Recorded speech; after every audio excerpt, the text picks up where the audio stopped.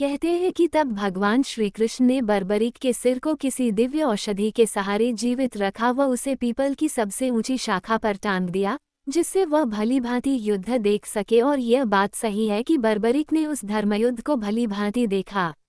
18 दिन तक महाभारत का महायुद्ध हुआ। अंत में दुर्योधन की मृत्यु के साथ इस महायुद्ध का अंत हुआ। पांडव विजयी हुए, कौरव पराजित। इस महायुद्ध की भीषण विभीषिका से दोनों पक्षों में केवल 10 व्यक्ति ही जीवित बचे थे। पांडव पक्ष में 5 पांडव, श्रीकृष्ण व सात्यकी, और कौरव पक्ष में अश्वत्थामा, कृपाचार्य और कृतवर्मा। युद्ध समाप्ति के पश्चात भगवान श्रीकृष्ण ने देखा कि पांडव अपनी विजय के मद में चूर है। उनका व्यर्थ का अभिमान दूर करने के लिए वह 5 पांडवों सात्यकी, द्रौपदी और कुंती सहित बर्बरीक के पास पहुँचे। बर्बरीक का मुखमंडल चमक रहा था। उसने आदर सत्कार के पश्चात पूछा, कहो कैसे आना हुआ। सभी उनके मुख से अपनी अपनी वीरता की प्रशंसा सुनना चाहते थे। अर्जुन उनके मुख से ये सुनना चाहते थे कि मेरे समान धनुर्विद्या का ज्ञाता इस संसार में दूसरा कोई नहीं है। वह अपनी प्रशंसा स्वयं करने लगे। बर्बरीक, क्या तुमने इस महायुद्ध को भली भांति देखा है? बर्बरीक ने स्वीकारात्मक मुद्रा में सिर हिला दिया। अर्जुन गर्व से भरकर बोला, तब तो तुम इस बात को भी मानोगे कि यह युद्ध मैंने अपने बाहुबल से जीता है। 18 दिन निरंतर गांडीव की टकार से 10 दिशाएं गूंजती रहीं। भीष्म पितामह को मारना कोई हंसी खेल नहीं था। भीमसेन के पौत्र बर्बरीक के मुख पर व्यंग्य भरी मुस्कान खेलने लगी। बोले, हाँ, भीष्म पितामह के विषय में मेरा भी यही विचार है, कहिए चलो। रुको नहीं। अर्जुन फिर बोला, मैंने भागदत्त जैसे महाबली को मार गिराया, द्रोण को निस्तेज कर दिया था, और कर्ण, जिसके भय से धर्मराज युधिष्ठिर को रात भर नींद नहीं आती थी, उसका वध भी मेरे ही हाथों हुआ। बाद में अश्वत्थामा को मनिरहित भी मैंने ही किया। क्यों बर्बरीक, अब तो तुम मेरी और मेरे गांडीव की प्रशंसा करोगे। बर्बरीक खुलकर हंसा, उत्तर दूंगा, और भी किसी को कुछ कहना हो तो कह लो। भीम बोल पड़ा, मेरी इस पर्वत सी विशाल गदा के विषय में क्या विचार है बर्बरीक? तुमने देखा होगा कि इसी गदा के सहारे मैंने दुष्ट दुशासन का रक्त पिया। इसी गदा से मैंने अद्वितीय गदाधारी दुर्योधन का वध किया। हिडिंब, बकासुर और कीचक के वध की कहानियां भी तुमने सुनी होंगी। अब तुम मेरी वीरता के बारे में कुछ कहो। बर्बरीक हंस दिया, कहूँगा, पहले तुम सब अपनी बात कह लो, फिर मैं सबका जवाब एक साथ दूंगा। नकुल सहदेव ने अपनी अपनी विशाल तलवारों की प्रशंसा की। बाद में युधिष्ठिर ने कहा, मेरा विचार है बर्बरीक कि यह युद्ध मैंने सत्य के बल पर जीता। बर्बरीक ने सबकी ओर अपेक्षा से देखकर श्रीकृष्ण से प्रश्न किया, क्यों श्रीकृष्ण, क्या तुमको अपने विषय में कुछ नहीं कहना है? श्रीकृष्ण, जो अब तक सबकी बातें सुन रहे थे, मुस्कुराकर बोले, मुझे कुछ नहीं कहना बर्बरीक। मैंने योद्धा के रूप में तो इस युद्ध में भाग लिया ही नहीं।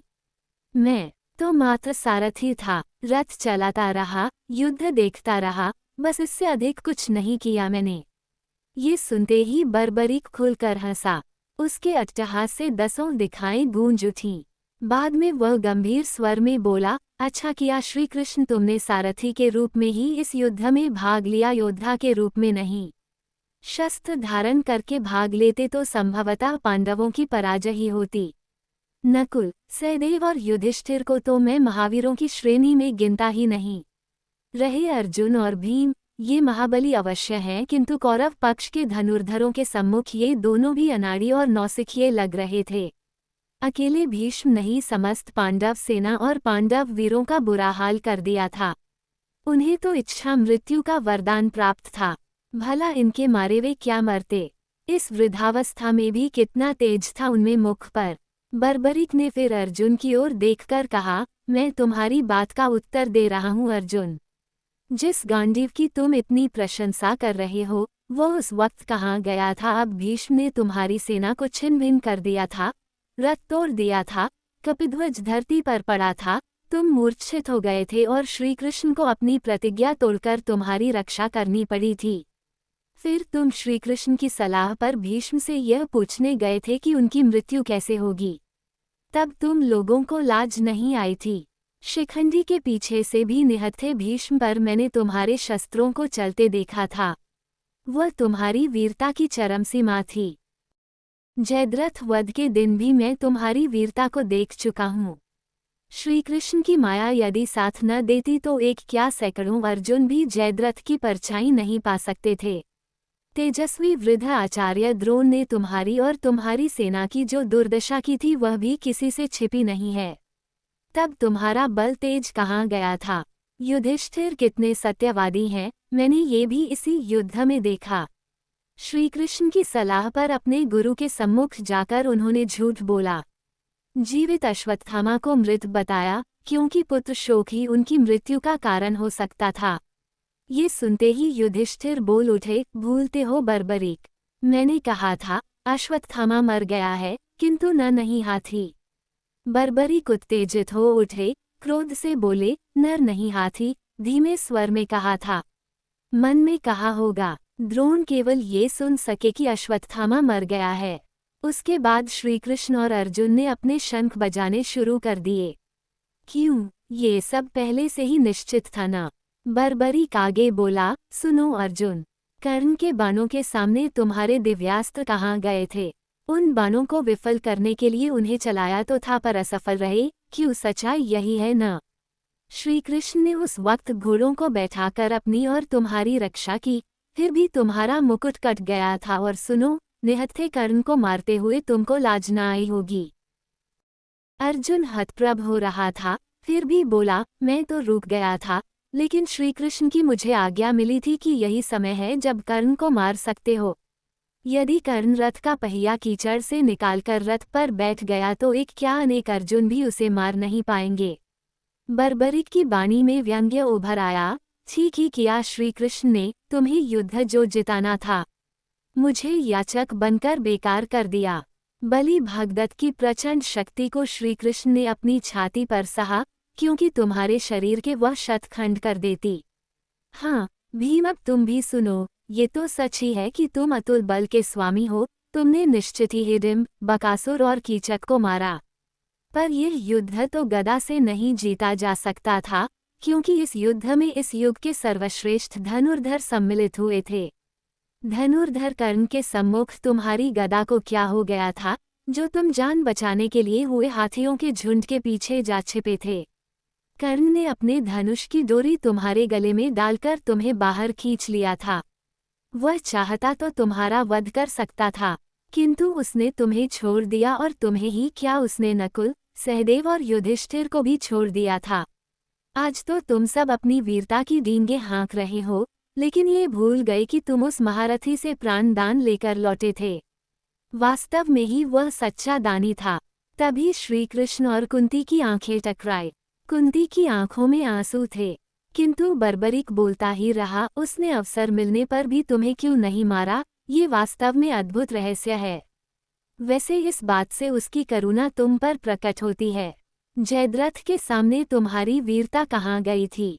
उसने तुम्हें चक्रव्यूह में घुसने नहीं दिया था। सुनो भीम, तुम्हारे और दुर्योधन के बीच हुए गदायुद्ध में तुम अपनी महानता प्रकट कर सकते थे, किंतु वहां पर भी तुमने नीचता का प्रदर्शन किया। श्रीकृष्ण ही के इशारे पर गदायुद्ध के नियमों का उल्लंघन करके तुमने दुर्योधन की जांघ पर गदा मारी। धिक्कार है तुम्हें और तुम्हारी वीरता पर। बलराम तो तुम्हें तुम्हारी दुष्टता का दंड देने उठे थे, पर श्रीकृष्ण ने तुम्हें बचा लिया था, क्योंकि यह सब उन्हीं के इशारे पर हुआ था। धन्य था दुर्योधन, वीरता की लाज रखनी उसे आती थी। युधिष्ठिर के ये कहने पर भी हम पांचों में किसी को भी द्वंद्व युद्ध के लिए चुन लो, उसने अपने से बलि को चुना। यदि शेष चारों में से वो किसी एक को चुन लेता तो क्या होता? गदा युद्ध व मल्ल युद्ध में ये सब उनके सामने खिलौने जैसे थे। वैसे युद्ध में तुम्हारी भी मृत्यु निश्चित थी, क्योंकि वह गदा युद्ध का श्रेष्ठ ज्ञाता और बहुत फुर्तीला था। फिर बर्बरीक सांस भरकर बोला, श्री कृष्ण की नीति पराजित कैसे हो सकती थी? मुझसे यदि कोई पूछे तो मैं यही कहूँगा कि इस युद्ध के वास्तविक विजेता श्री कृष्ण ही हैं, जिन्होंने अपनी बुद्धि और नीति के सहारे इस युद्ध को जीता। मुझे तो इस युद्ध में चारों ओर श्री कृष्ण ही श्री कृष्ण नजर आते थे। श्री कृष्ण नीति की जय हो। ये कहकर बर्बरीक मौन हो गया।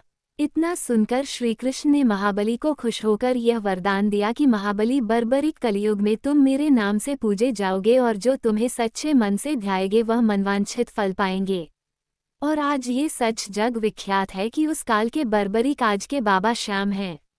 आज सारा संसार उन्हें शीश के दानी के रूप में जानता है और जो भी सच्चे मन से इनकी शरण में खाटू श्याम जी जाता है उसके समस्त कारज प्रभु श्री श्याम पूर्ण करते हैं और उसके जीवन को सुख, संपदा व खुशियों से भर देते हैं। शीश के दानी की जय। खाटू नरेश।